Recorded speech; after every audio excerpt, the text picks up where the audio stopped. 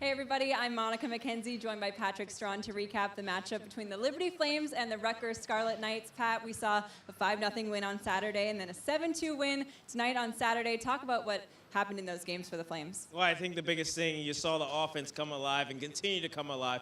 They're at the top of the conference for a reason as far as when it comes to goals for, and also in the top 5 of the nation. They made no mistake about it this weekend, really getting a lot of guys contributing, putting pucks in the back of the net, beating one of the better goaltenders in the conference. So great work coming by the way of them. Also a great defensive game for the Flames, and they continue to pile on to the streak that they started last semester as well with piling up the wins.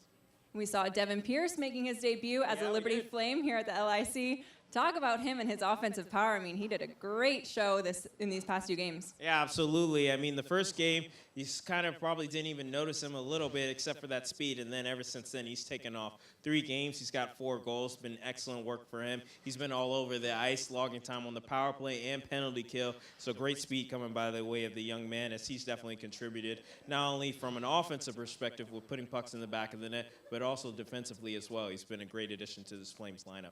Well, the Flames are hitting the road next weekend, traveling to Delaware, and they have the potential to take the regular season conference title if they can just win one of those games. So talk about the added pressure, if there is any pressure for them to perform well in those games. Well, I think the added pressure is just more so the Flames control their own destiny. So, yeah, but definitely if they're able to at least split with the Blue Hens, which will be a tough matchup after we saw earlier or talked about earlier, they split with Stony Brook this past weekend. So if they can split or at least force OT in one of those games, they're going to win their first conference regular season title. And as Chayton Lauber said, that's been one of the Flames' goals all season long, and I think they can add to it, especially only their second year in the conference. Definitely a goal that is definitely in their reach.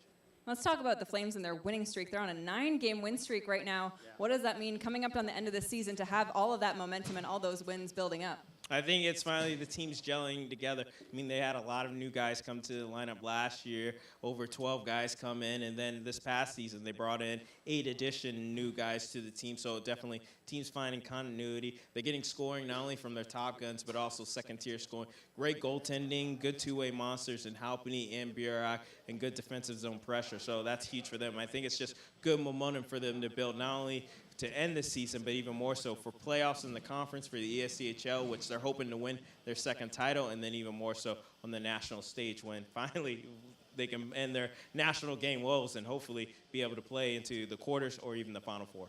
Yeah, definitely, Pat. Great to have you on the call this weekend for those games. Stay tuned for more Liberty hockey information. Head over to our website. Thanks so much for watching.